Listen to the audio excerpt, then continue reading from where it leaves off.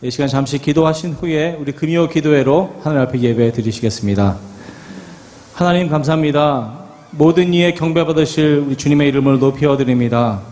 변함없는 마음으로 시간을 정하여 우리 금요 기도회로 모였사오니 저희와 함께하여 주시옵소서.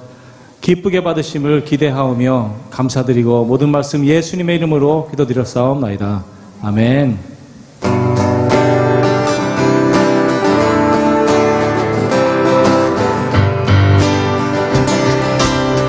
박수 치면서 주님께 찬양드립니다. 주의 기름 높이며 주를 찬양하나이다.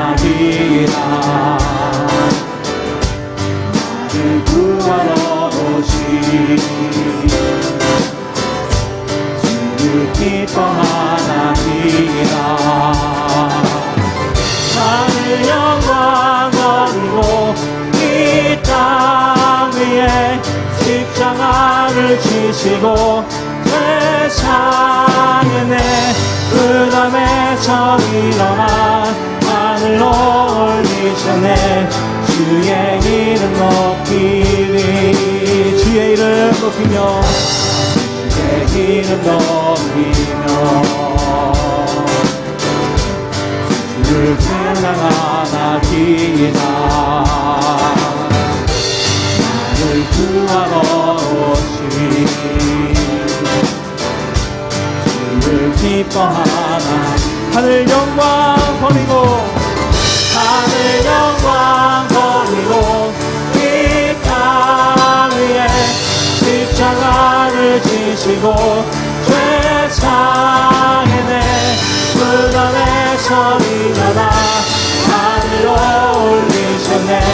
주의 이름으로 하늘 영광 버리고 하늘 영광 버리고 이 땅 위에 십자가를 지시고 세상에 내 흑암에서 일어나 하늘로 올리셨네.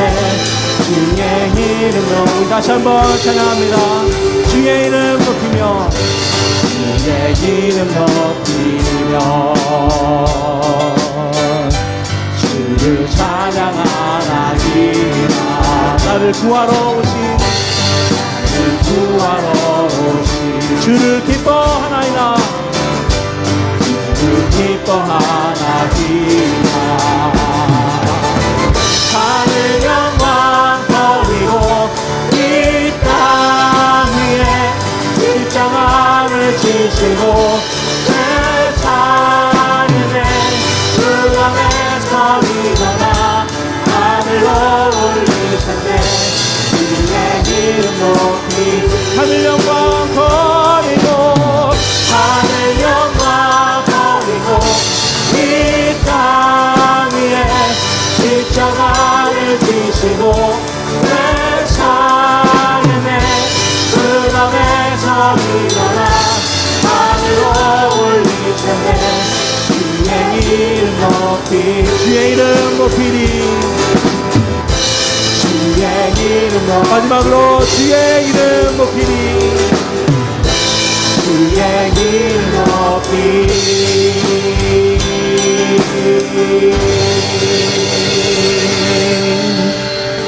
아멘.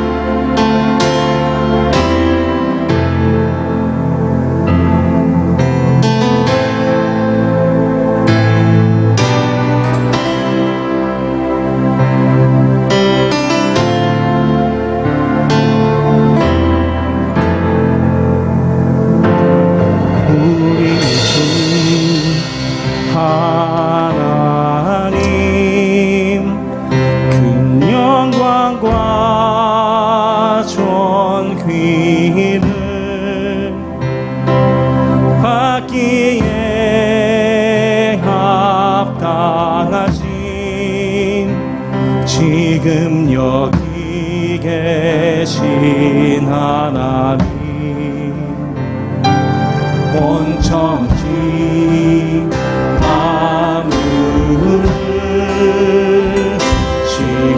되시고 다스리는 큰 권능과 능력으로 주의 말씀 이루시니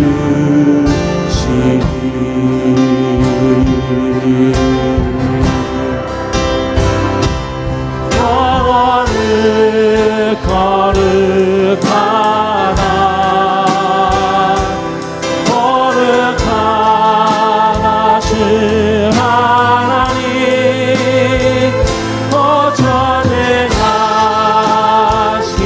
전능하시니여 하나님 나라 임하네 우리 주 하나님 우리 주 하나님 그 영광과 존귀를 받기에 합당하시 지금 여기 계신 하나님 주임제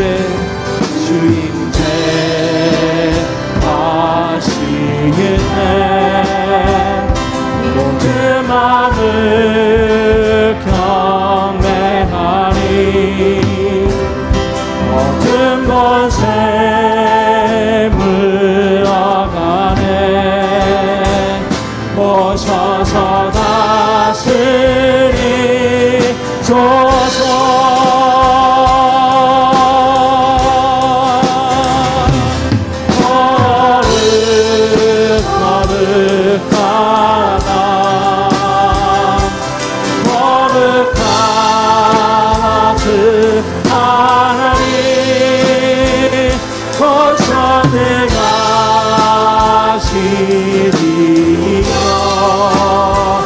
하나님 나라 임하네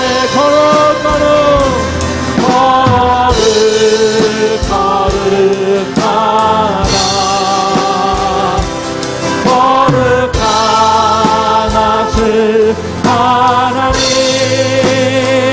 오전능하시니여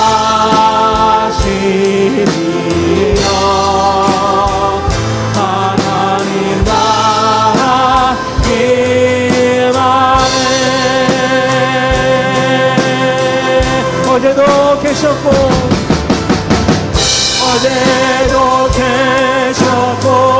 오늘도 계시며 이제 곧 오실 우리 왕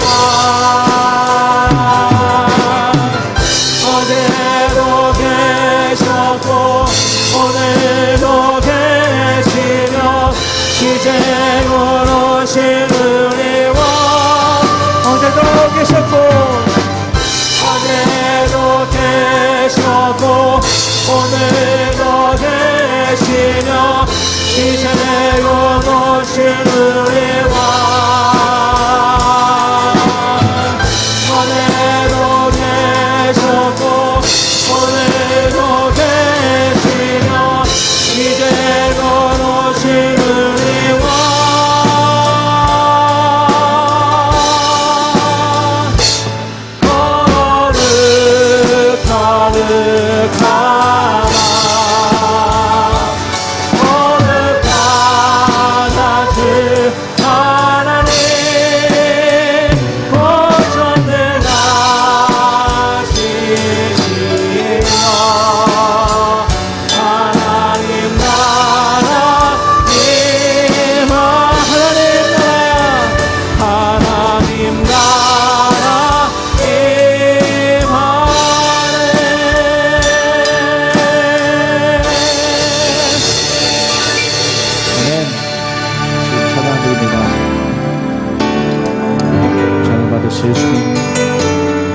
약할 때 강함 되신 우리 주님 오직 그 이름만 높여드리며 이 찬양을 올려드립니다.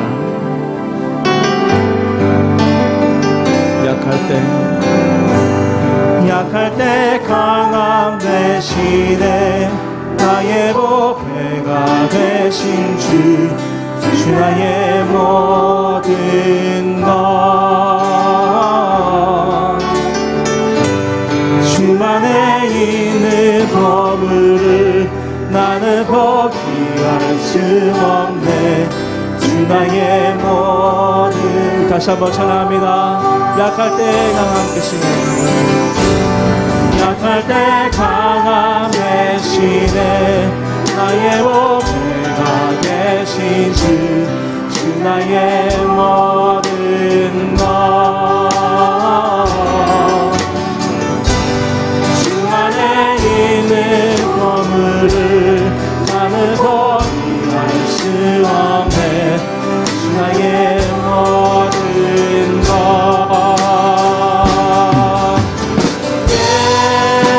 예수 어디냐 전능한 이름 예수 어디냐 전능한 예수 어디냐 예수 어디냐 존귀한 이름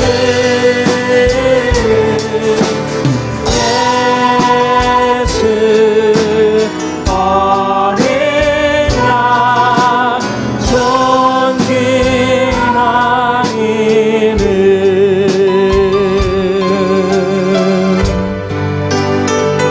우리의 존재의 이유는 하나님께서 생명을 주시고 세상을 주심으로 바로 이것을 통하여 창조주이신 하나님께 경배를 드리며 찬양하도록 하신다는 겁니다. 그러나 이 세상은 사탄의 계략으로 하나님의 세계에 상처를 냈지만 우리는 하나님을 찬양하는 것이 마땅합니다. 어떠한 상황에서도 변치 않는 그 마음을 하나님은 보시고 기뻐하시며 또한 축복하시리라 믿습니다. 우리 이 시간 같이 기도하실 때에 우리의 마음의 중심을 보시는 주님께서 각자의 진실된 마음을 받으시고 기뻐하시도록 우리 시간 기도로 나아가시겠습니다. 귀하신 아버지 하나님, 하나님께서는 이 세상을 만드시고 참 좋으셨다고 말씀하셨습니다. 그리고 하나님께서 말씀으로 지으신 이 모든 만물을 저희에게 영원을 누리라고 명령하셨습니다. 그렇게 저희는 모든 하나님께서 주신 것을 영위하며 하나님을 찬양하도록 지음을 받았지만 그 죄악으로 말미암아 사탄에 심어진 그 바이러스로 말미암아서 지금은 이제는 선택받은 사람만이 하나님을 찬양할 수밖에 없는 이러한 전이된 그런 하나님을 찬양하고 있습니다. 아버지 하나님, 하나님께서는 그 모든 계획을 통하심으로 구원을 이루셨습니다. 주님, 지금 이 자리에 우리 모든 백성들이 일어나서 찬양을 하고 있는 바로 이 시간, 바로 이 순간 선택받은 모든 백성들이 아버지 하나님을 찬양하기에 아버지 부족함이 없기를 원합니다. 마음의 중심을 보시는 우리 주님께서 이 시간에 주님께 예배드리는 이 자리에 아버지 하나님께서 기뻐 받아주시기를 원합니다. 저희들의 마음의 중심을 보시고 진실된 마음을 주님 앞에 드릴 때에 아버지 하나님 기뻐 받아주시고 금양하여 주시옵소서. 비록 천하고 부족한 자들일지 모르지만 아버지 약할 때 강함을 되시는 우리 주님께서 아버지 진정으로 부족한 자리일지라도 아버지 한두 사람이 모여 주님을 찬양드릴 때에 기뻐 받아주실 줄 믿사오니 아버지 하나님 모든 영광 받으시고 기뻐하여 주시기를 간절히 바라고 원하옵나이다. 아버지 하나님 모든 영광 받아주시옵소서. 우리들의 조그마한 입술로 주님을 찬양하오니 아버지 하나님 기뻐 받아주시옵소서. 우리 다시 한번 찬양드립니다. 예수 어린 양 예수 어린 양 존귀한 이름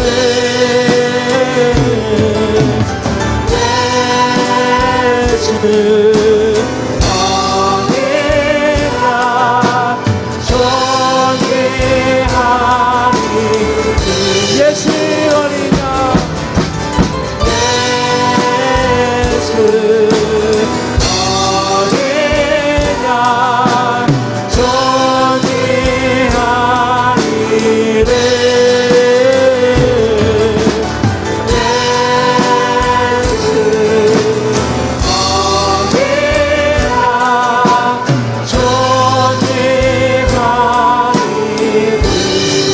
예수 어린 양 예수 어린 양 존귀한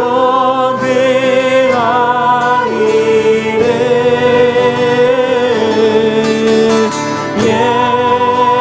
예수 어린 양 존귀한 이름 다시 한번 그 이름 선포하기를 원합니다.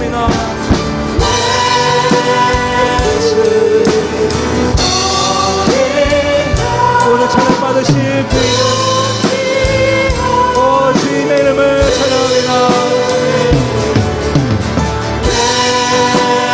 예수 어린 양 존귀한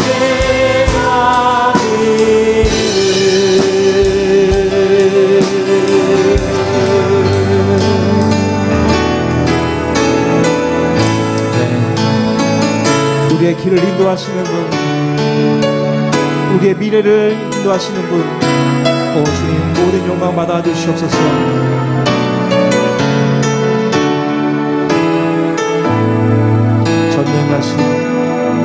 전능하신 나의 주 하나님은 능치 못하신 일 전혀 없네. 우리의 모든 간구도 우리의 모든 생각도 우리의 모든 꿈과 모든 소망도 진실하신 나의 주 하나님은 우리의 모든 외로움 바꿀 수 있네.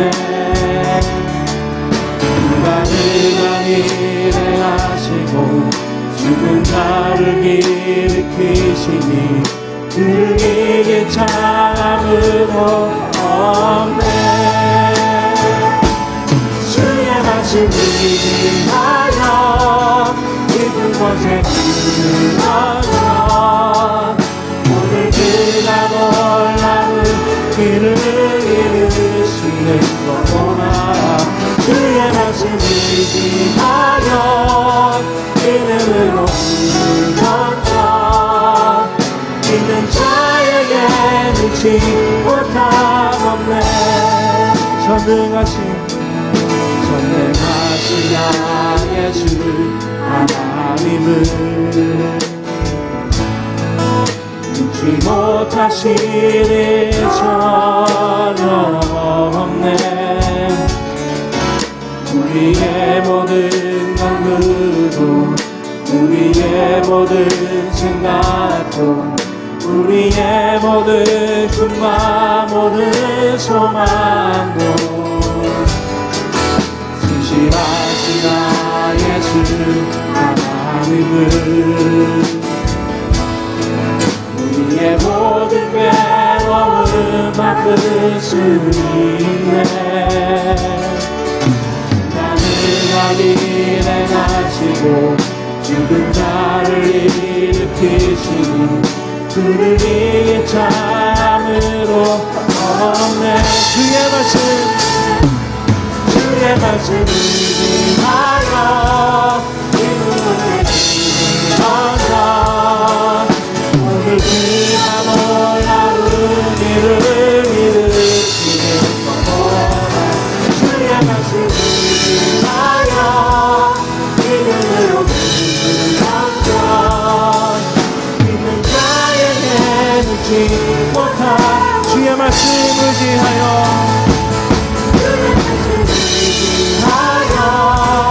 깊은 곳에 길을 던져 오늘 그가 놀라운 길을 이루시는 거구나.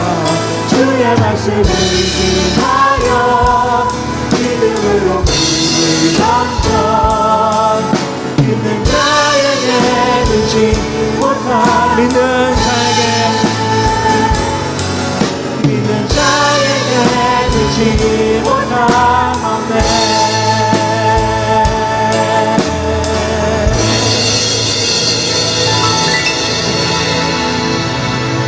모든 찬양을 받으시기에 합당하신 아버지 하나님,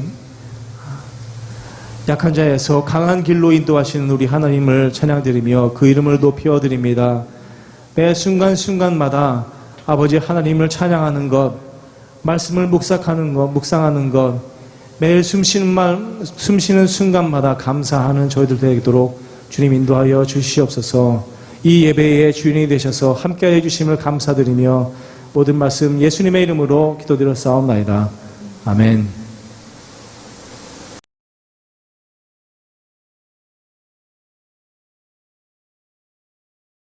미련한 자의 생각은 죄요, 거만한 자는 사람에게 미움을 받느니라. 내가 만일 환난 날에 낙담하면 내 힘이 미약함을 보임이니라. 너는 사망으로 끌려가는 자를 건져주며 살육을 당하게 된 자를 구원하지 아니하려고 하지 말라. 내가 말하기를 나는 그것을 알지 못하였노라 할지라도 마음을 저울질 하시는 이가 어찌 통찰하지 못하시겠으며 내 영혼을 지키시는 이가 어찌 알지 못하시겠느냐. 그가 각 사람의 행위대로 보응하시리라. 내 아들아, 꿀을 먹어라. 이것이 좋으니라. 송이 꿀을 먹어라. 이것이 내 입에 다니라. 지혜가 내 영혼에게 이와 같은 줄을 알라. 이것을 얻으면 정령이 내 장래가 있겠고 내 소망이 끊어지지 아니하리라. 악한 자여, 의인의 집을 엿보지 말며 그가 쉬는 처소를 헐지 말지니라. 대저 의인은 7번 넘어질지라도 다시 일어나리니와 악인은 재앙으로 말미암아 엎드러지느니라. 아멘. 인생은 넘어짐의 연속입니다. 넘어지는 것은 실패도 아니고 잘못도 아닙니다. 사람은 넘어지면서 성숙을 배우는 것이죠. 그래서 성숙은 넘어진 만큼 이루어지는 것이다. 어느 시인의 말처럼 흔들리지 않고 피는 꽃은 없습니다. 마찬가지로 신앙생활도 신앙생활에 넘어진다는 것은 선택 과목이 아니라 당연히 겪어야 될 필수 과목입니다. 인생이 넘어짐의 연속이듯이 내가 이 과정을 지나가야 다음 스텝으로 넘어가듯이 흔들리지 않고 피는 꽃이 없듯이 신앙생활도 넘어지면서 자랍니다. 교회에서 성경 공부를 하는 분들을 보면 어떻게 하면 넘어진 자리에서 일어날 수 있을까를 배우기보다는 어떻게 하면 행복할 수 있고 넘어지지 않을까를 배우려고 하는 분들을 많이 봅니다. 하지만 성경은 넘어지지 않는 법을 가리키는 게 아니라 넘어짐의 유익을 배우는 자리입니다. 그 넘어짐을 통해 내 인생에 실제로 필요한 분이 누군가를 깨닫게 되는 것이 신앙이라는 것이죠. 오늘 본문에 보면 16절에 대저 의인은 7번 넘어질지라도 다시 일어나려니와. 여러분, 인간의 한계는 3번입니다. 3번까지 참습니다. 양치기 소년이 늑대가 나타났다. 3번까지는 동네 사람들이 몰려왔지만 그 다음부터는 절대로 오지 않습니다. 인간의 한계가 3번이라는 거죠. 그런데 7번 넘어져도 우리가 오늘 본문에 보면 일어날 수 있다. 그 이유가 뭡니까? 하나님이 일으키시기 때문이다. 2010년 4월 초에 한국의 서울에 있는 서초동 가정법원 청사 소년법정에서 일어난 너무나 유명한 스토리가 있습니다. A양, 피고인 A양은 서울 도심에서 비행 청소년들과 오토바이 등등 여러 가지 물건을 훔친 죄로 소년법정에 서게 됐습니다. 하지만 이 소년은 이미 그 이전 해부터 14건의 그 절도와 폭행으로 이미 법정에 서본 경험이 있는 그런 소녀였습니다. 법대로 한다면 소년보호시설 감호 위탁 같은 무거운 그런 보호 처분을 받을 수밖에 없는 상황입니다. 그런데 그날의 판사였던 김기옥 부장판사는 A양에게 아무런 처분도 내리지 않았습니다. 그날 그 부장판사가 불처분 결정을 내리게 된 데는 한 가지 놀라운 일이 있었습니다. 그 부장판사는 A양에게 일어나봐. 그리고 나를 따라 큰 소리로 얘기해. 나는 이 세상에서 가장 이쁜 사람이다. 나는 이 세상에서 큰 소리로 따라해. 나는 뭐든지 할 수 있다. 나는 뭐든지 할 수 있다. 나는 이 세상에 두려울 게 없다. 나는 이 세상에 두려울 게 없다. 나는 이 세상에 혼자가 아니다. 나는 이 세상에 혼자가. 그러다가 A양이 울음을 터뜨렸습니다. A양은 원래 이 합추발라라고 성적도 상위권에 있던 그런 간호사가 되는 꿈을 가지고 있었던 소녀였습니다. 그러던 어느 날 남학생 몇 명에 끌려가서 성폭행을 당하게 되고 그때부터 걷잡을 수 없이 그 아이의 모습은 거칠어지기 시작합니다. 처음에는 상담도 받고 어머니는 그 사실이 너무나 충격이라 일면 마비도 오고 근데 그 무게를 감당하지 못해서 결국은 비행 청소년들과 함께 범행을 저지르기 시작하는 소녀로 바뀐 겁니다. 그때 그 김기옥 판사가 그 법정 안에 있는 모든 사람들에게 이렇게 발표를 합니다. 지금 이 아이는 가해자로 이 법정에 서 있습니다. 하지만 이 아이의 삶을 안다면 누가 이 아이에게 손가락질할 수 있겠습니까? 아이의 잘못이 있다면 자존감을 잃었다는 것뿐입니다. 그러니 스스로 자존감을 찾을 수 있는 법을 가르쳐줘야 되겠죠. 그리고 김 판사는 아이에게 앞으로 와 오라고 하고는 그 아이에게 뭐라고 얘기했냐면 이 세상에서 가장 중요한 거는 너야. 그 사실만 잊지 않으면 돼.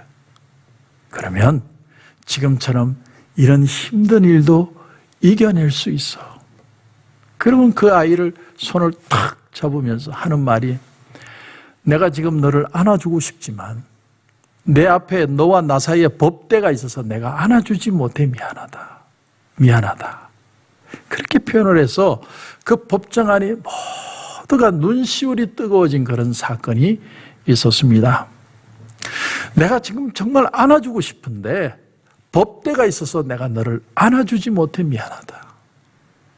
이 모습을 보면 우리 예수님이 생각납니다. 예수님은 죄인인 우리를 찾아오셔서 우리를 다 안아주셨습니다. 안아주셨습니다. 요즘 한국의 캐치프레이즈가 공정과 정의라고 합니다. 그런데 제가 보니까 공정도 정의도 보이지 않는 것 같아요. 어쩌면 사람들의 마음에 그것을 못하기 때문에 그런 주제가 더 관심을 끌고 있는지도 모르겠습니다. 여러분, 믿음이라는 게 뭘까요? 믿음이라는 것은 보이지 않는 하나님의 손을 잡을 수 있는 게 믿음입니다. 믿음은 바라는 것들의 실상이여 보지 못하는 것들의 증거라고 했습니다. 보이지 않는 하나님의 그 은혜를 보는 것처럼 느끼는 것. 넘어져 있는 우리를 향해 계속해서 손을 내밀고 있는 그 하나님의 손을 볼 줄 아는 것. 그게 바로 믿음이라는 것이죠. 오늘 여러분 16절을 보면 대저 의인은 7번 넘어질지라도 다시 일어나려니와 악인은 재앙으로 말미암아 엎드러지느니라. 우리가 7번 인생에 넘어지는 동안 친구가 떠나고 동료가 떠나고 심지어 우리 가족도 등을 지는 그 시간에도 여전히 곁을 떠나지 않고 우리에게 손을 내미는 그 손을 볼 줄 아는 것. 그리고 그 손을 뿌리치지 않고 그 산을 붙잡고 일어설 수 있는 그게 바로 믿음이라는 것이죠. 그렇다면 여러분, 하나님은 왜 우리를 끝끝내 포기하지 않으시는 걸까요? 내가 나를 봐도 믿음지 않은데 하나님은 왜 나를 포기하지 못합니까? 내가 약해서만이 아니라 나도 고집도 있고 나의 악한 부분, 나의 어떤 욕심 때문에 일어난 일일지라도 하나님이 아시면서도 왜 나를 버리지 않는 것인가? 이걸 우리는 은혜라고 합니다. 은혜. 은혜로밖에는 표현할 수밖에 없는 거예요. 은혜 말고는 말할 수 있는 게 없습니다. 우리의 어떤 죄도 하나님의 용서를 능가할 수 없다. 우리의 어떤 잘못도 넘어짐도 하나님의 은혜를 넘어설 수 없다. 그래서 로마서 6장 14절에 보면 이렇게 말합니다. 죄가 너희를 주장하지 못하리니 이는 너희가 법 아래 있지 아니하고 은혜 아래 있음이라. 다시 말하면 하나님의 은혜의 보장 안에 있다라는 거예요. 내가 천국 갈 것인가 말 것인가 그런 말 이제 하지 말라는 거예요. already 하나님의 은혜 안에 있고, 지금 그래서 내가 지금 하나님 앞에 내 삶에 하나님을 모실 수 있느냐를 질문하고 있다는 거예요. 오늘 말씀에 여러분 8절에 보면 악행하기를 꾀하는 자를 일컬어 사악한 자라 하느니라. 여러분 처음부터 악한 사람 없습니다. 내가 좀 더 잘 먹고 잘 살려고 노력하다 보니 거짓말도 하고 악한 짓도 하고 사람들에게 상처도 주는 겁니다. 하지만 하나님을 가까이 하고 말씀을 가까이 하고 하나님의 은혜 안에 산다는 게 왜 복이 되느냐? 내 마음속에 눈에 보이지 않는 마지노선을 걷게 되는 겁니다. 양심을 속여가면서 남에게 상처를 줘가면서 그렇게 살지 않아야 된다는 선을 가지게 되는 것, 그것이 바로 우리에게 복이라는 거죠. 사도 바울은 우리 마음속에는 십자가가 있어서 나도 십자가를 넘어 세상으로 갈 수 없고 세상도 십자가를 넘어 우리에게 올 수 없다고 표현을 했습니다. 우리가 하나님의 말씀을 붙들면 일어나게 되는 현상이 아무리 성공이 좋고 출세가 좋아도 내가 결코 이 선은 넘어가서는 안 된다. 그것을 깨닫게 되는 것이 은혜라는 겁니다. 사람이 왜 악해지느냐? 자기가 지켜야 할 선이 모호해지기 때문에 악해지는 겁니다. 마치 물고기 같아요. 물고기가 앞에 고기가 있어요. 너무 맛있는 고기가 있어요. 근데 하나님의 말씀이라는 건 뭐냐면 그것이 바로 그물과 낚싯바늘이라는 것을 보게 하는 것. 그것이 하나님의 은혜라는 겁니다. 한국의 지금 LH 사태, 한국토지주택공사 사태가 보여주는 게 뭡니까?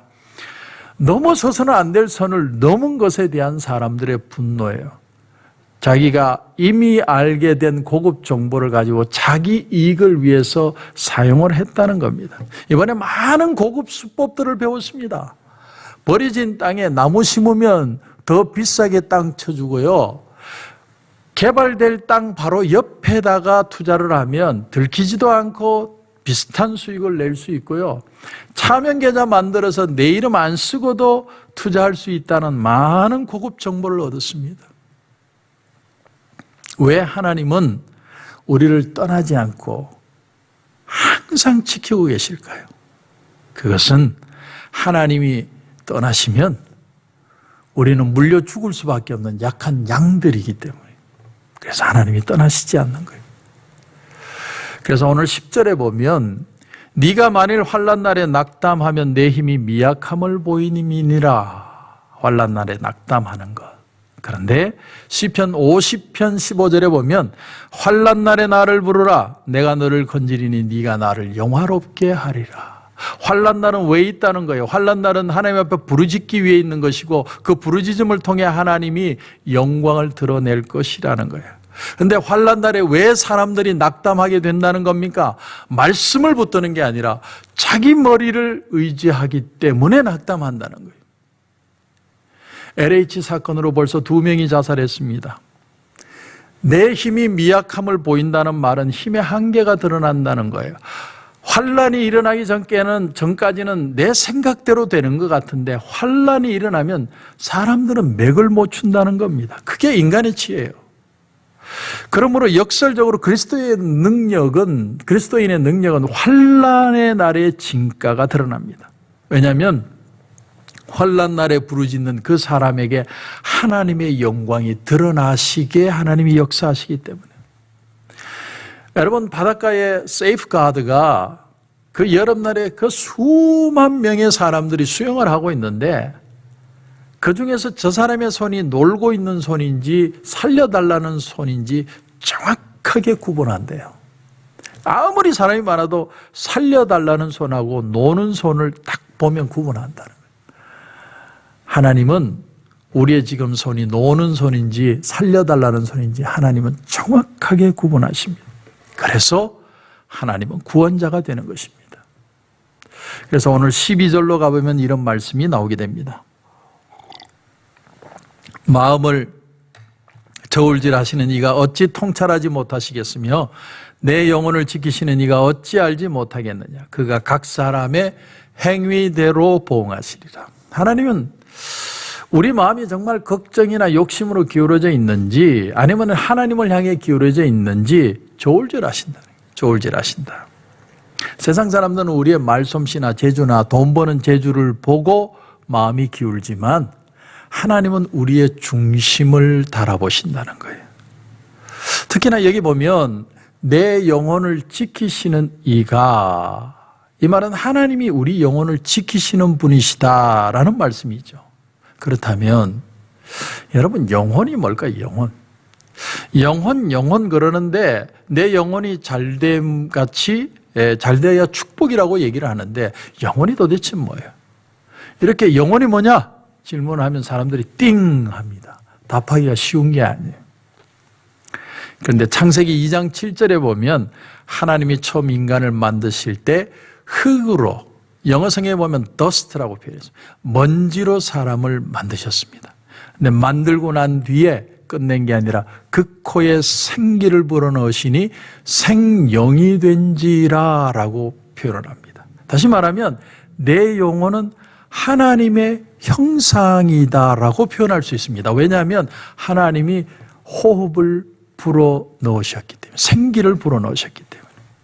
그런데 이 말씀이 신약 성경으로 오면 영혼이라는 말과 또 정신이라는 말과 마음이라는 말이 혼용되어서 나옵니다. 그러니까 영혼이라고 표현되기도 하고 정신이라고 표현되기도 하고 마음이라고 표현되기도 하고, 중요한 건 보이지 않는 내 내면의 세계가 있다. 그것이 바로 영혼이라는 거예요. 내 내면에 보이지 않는 자아예요. 우리 속사람입니다. 그런데 하나님의 임재하심으로, 하나님의 말씀으로 그것이 가득 차 있을 수 있는 내 내면의 실체, 그것이 영혼이라는 것이죠. 빌립보서 4장 7절에 보면 그리하면 모든 지각에 뛰어난 하나님의 평강이 그리스도 예수 안에서 너희 마음과 생각을 지키시리라. 마음과 생각을 지킨다는 말은 다른 말로 하면 우리의 영혼을 지킨다는 것이죠. 그러면 그 영혼을 어떻게 지킬 수 있느냐? 하나님의 평강을 통해서입니다. 하나님의 평강. 그런가 하면 좀 더 나가서 요한 3서 1장 2절에 보면 이렇게 확장됩니다. 사랑하는 자여 내 영혼이 잘된 같이 내가 범사에 잘되고 강건하기를 내가 간구하노라. 다시 말하면 내 영혼이 하나님이 주시는 평강으로, 평안으로 평안함을 느끼기 시작하면 내 모든 범사의 일과 건강이 웰비잉 한다는 거예요. 우리 인간의 웰비잉은 하나님의 주시는 평강을 통해서 일어나는 역사라는 겁니다. 여러분, 불교는요, 인간의 궁극적인 문제를 번뇌로 봤습니다. 번뇌가 인간의 문제다. 그런데 하나님 없이 이 인간의 번뇌의 문제를 풀자고 접근한 것이 불교입니다.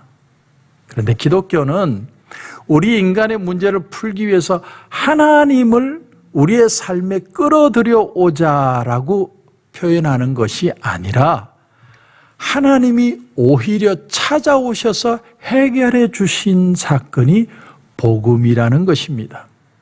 에덴 동산에 아담과 하와가 숨어 있을 때 아담아 내가 어디 있느냐?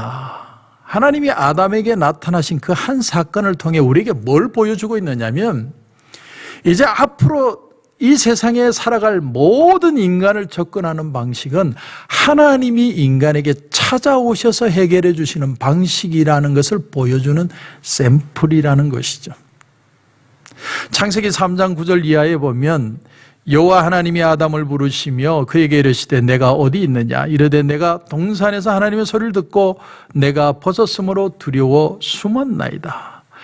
결국 성경이 말하고자 하는 건 이 질문에 대해서 인간이 앞으로 어떻게 대답할 것인가에 대한 모습이라는 거죠. 여러분, 내가 두려워서 숨었습니다 라고 하나님 앞에 반응할 것인가, 내 모습 이대로 하나님 앞에 섭니다 라고 내가 표현할 것인가를 고민하는, 그것이 하나님이 우리에게 접근하시면서 인간에 나타나는 태도가 될 것이라는 겁니다. 그래서 오늘 12절에 다시 보면 네 영혼을 지키시는 이가 어찌 알지 못하겠느냐. 하나님이 우리 영혼을 지키신다, 이 말씀을 통해서 역으로 영혼을 지킨다는 게 얼마나 어려운 일인가 하는 걸 우리가 깨달을 수 있습니다. 여러분, 사단은요 계속 인간의 마음을 도둑질하려고 합니다. 욕심을 통해서, 분노를 통해서, 상처를 통해서 자꾸 인간의 마음을 뺏으려고 합니다. 그런데 다른 것으로는 아무리 애를 써도 이 마음을 지킬 수 없는데, 우리의 영혼을 하나님의 말씀에 담그고 말씀이 내 마음에 가득하면 우리 영혼이 상하지 않는다는 거예요. 제가 군에 있을 때 스팀 라면 끓여 먹은 얘기를 여러분에게 했죠. 한밤중에 보초선인데 배는 고프고, 그래서 라면 봉지 중간을 잘 찢어가지고 그 안에 물을 잘 부어가지고 잘 봉합을 해서 스팀에 올려놓기만 하면 스팀 라면이 되는 거예요. 물이 끓어가지고. 그 봉지가 약해서 찢어질 것 같은데 그 안에 물이 있음으로 인해서 봉지가 찢어지지 않고 물이 끓고 라면이 되더라는 거예요. 저는 거기서 놀라운 비밀을 깨달았어요. 우리 속에 말씀만 있으면 우리의 영혼은 절대로 찢어지지 않습니다. 상처받지 않습니다. 그래서 하나님의 말씀이 중요하다는 거예요. 그러므로 오늘 말씀을 다시 보면 그가 각 사람의 행위대로 보응하시리라. 자, 우리가 행위대로 보응하신다는 말만 보면 하나님이 내가 한 짓대로 하나님이 나에게 심판하시겠다, 그런 미닝으로 느껴지지만 하나님은 우리를 축복하실 때, 잘 들어보십시오, 우리가 세상적인 조건을 가졌느냐 아니냐가 아니라 우리의 믿음의 애티튜드를 보시고 우리를 축복하기를 원하신다는 하나님의 윌링을 표현한 표현이라는 겁니다. 하나님의 말씀대로 사는 걸 보려고 하시고 그 말씀대로 살려고 하는 자세를 축복의 근거로 해서 우리를 축복하시길 원하신다는 말씀이라는 겁니다. 그래서 결론적으로 나오는 말씀이 오늘 14절입니다. 14절을 보시면 지혜가 내 영혼에게 이와 같은 줄을 알라. 이것을 얻으면 정령이 내 장래가 있겠고 내 소망이 끊어지지 아니하리라. 우리가 정말 말씀 붙들고 내 길이 열리고 내 소망에 원하는 것이 이루어질 수 있을까? 내가 말씀만 붙들고 말씀만 묵상하고 말씀만 실천해서 정말 내 미래가 장담되어질 수 있을까? 오늘 말씀은 예스라고 표현하는 거예요. 말씀이 방법이고 말씀이 과정이 되어 말씀을 통한 축복의 결과를 너희에게 주시겠다. 그것이 오늘 우리에게 소망이다, 이렇게 표현을 하는 겁니다. 제가 늘 예화로 쓰기를 좋아하는 내용 중에 하나가 있습니다. 제가 술, 담배를 그렇게 끊고 싶은데 특별히 담배가 안 끊어질 때 제가 사촌을 찾아간 적이 있습니다. 대전신학교를 그때 다니던 전도사였는데 그 친구는 너무나 홀리한 친구였어요. 사촌이었는데 방언을 하는 정도가 아니라 방서를 썼어요. 방서. 방구석에 낙서라는 말이 아니라 그냥 방언하듯이 글을 쓰는 거예요. 내가 그때 볼 때는 그 친구는 너무 홀리한 사람이었어요. 그래서 제가 가서 인생 그 상담을 했습니다. 내가 담배를 너무 끊고 싶은데 못 끊고 있는 이 길티 필링 때문에 내가 미치겠다. 그 무거운 마음을 표현을 했더니 역시나 그 사촌은 저에게 구세주가 되어줬습니다. 뭐라고 얘기하냐면 담배 펴, 술도 마셔, 괜찮아. 너무 그런 것 때문에 길티 필링 갖지 마. 막 그 말을 듣는데요, 정말 예수님이 나한테 오신 것 같아요. 얼마나 생명의 말씀인지. 그런데 하루에 한 장이라도 성경을 읽고 5분이라도 하나님 앞에 기도해봐. 그건 나하고 약속을 지켜. 그때요, 그 사촌이 나를 보면서 느낀 거예요. 이 친구는 벌써 깊이 빠져 있기 때문에 자기의 의지로는 나올 수 없는 상황이라는 걸 안 거예요. 그래서 말씀을 보고 말씀에 붙들리고 은혜를 받아야만 나올 수 있다는 걸 깨달은 겁니다. 그리고 정말 저는 말씀으로 자유함을 입었습니다. 여러분, 뭘 말해주고 싶으냐면 인간의 의지라는 게 그런 거라는 겁니다. 어딘가에 푹 발을 담그고 있으면 못 빠져나옵니다. 빠져나오고 싶어도. 우리 아이들이나 남편들이 어떤 게임 중독이나 포르노에 오픈이 되어 있거나 드러그를 하거나 아무리 야단치고 그렇게 하면 안 돼. 똑바로 살아. 그 예수 믿는 사람이 왜 그래? 그렇게 아무리 얘기해도 말귀를 못 알아듣습니다.